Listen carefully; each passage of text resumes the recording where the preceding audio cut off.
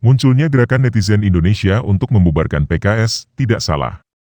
Para netizen di jalur yang benar. Sebab PKS merupakan partai yang didukung oleh kelompok radikal Ikhwanul Muslimin dari Mesir dan Timur Tengah. Ikhwanul Muslimin sendiri merupakan organisasi yang masuk dalam daftar organisasi teroris di Timur Tengah. Faktanya, para tokoh Ikhwanul Muslimin Mesir sudah banyak yang dihukum mati.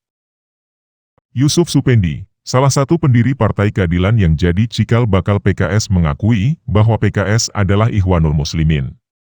Pada awal pendiriannya, PKS dibantu tokoh Ikhwanul Muslimin Mesir dan Timur Tengah.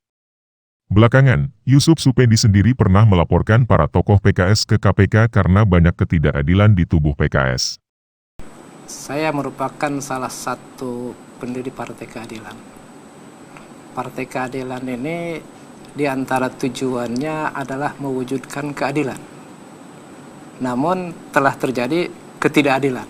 Sebagai contoh, orang kader, dia mengkritisi salah seorang pimpinan, kemudian dia dipecat.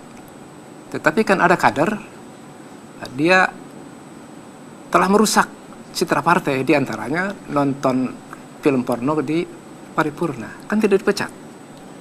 Ini wujud ketidakadilan. Dan sangat banyak hal-hal yang semacam itu.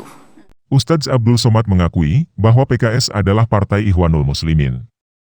Sementara Ustadz Abdul Somad sendiri kerap jadi kuda pacu PKS untuk mencari simpati pemilih saat kampanye. Saya sering dengar ceramah Ustadz tentang Ikhwanul Muslimin. Yang saya tanyakan, Partai Ikhwanul Muslimin di Indonesia ini partai apa? PKS. Dalam kajian radikalisme yang dipublikasikan Habibie Center terungkap jelas bahwa tumbuhnya radikalisme di kalangan mahasiswa bersumber dari jamaah tarbiyah yang berfaham Ikhwanul Muslimin. Hubungan tarbiyah dengan PKS, ya hubungannya bapak dan anak lah. Mardani Alisera adalah contoh politisi PKS yang tumbuh dari gerakan tarbiyah Ikhwanul Muslimin di Universitas Indonesia. Saya ikut 87 tarbiyah kampus UI saya ikut. Sementara Ustadz Syafiq Reza Basalamah menyebut, kelompok Ikhwanul Muslimin merupakan ibu kandung yang melahirkan para radikalis dalam kelompok teroris Al-Qaeda maupun ISIS.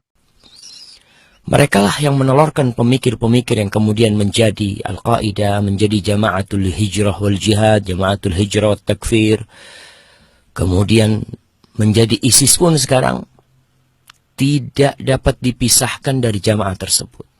Bahkan dikatakan orang-orang yang ikut ISIS sekarang yang mereka pegang adalah Kalashnikov, kata dia, bersama tafsir fi Dhilalil Quran karya Said Qutb yang merupakan pemikir besar dari Jama'atul Ikhwanul Muslimin. Kelompok teroris Al-Qaeda maupun ISIS sering menghalalkan segala cara. Jadi jangan heran bila Edi Mulyadi, mantan caleg PKS yang juga wartawan FNN, nekat menyebar fitnah dan kabar bohong ketika menolak pemindahan ibu kota negara. Pengembang Cina yang membangun di sana, mereka nggak masalah rugi kosong, nggak masalah, karena pasti ada penduduk yang dikirim ke sana. Siapa? Warga RRC tinggal di sana. Masa gini aja nggak ngerti sih? Masa Menteri Pertahanan kayak begini aja nggak ngerti sih? Menteri Pertahanan ini Jenderal bintang 3, macan yang menjadi kayak mengeong, nggak ngerti begini aja. Ini sih bicara soal kedaulatan negara, bos. Gila, gebleknya kelewatan gitu loh. Ini orang udah sotoy, salah, nyolot pula. Faktanya, yang invest untuk pembangunan di ibu kota yang baru itu bukan Cina, tapi Uni Emirat Arab. Ini buktinya.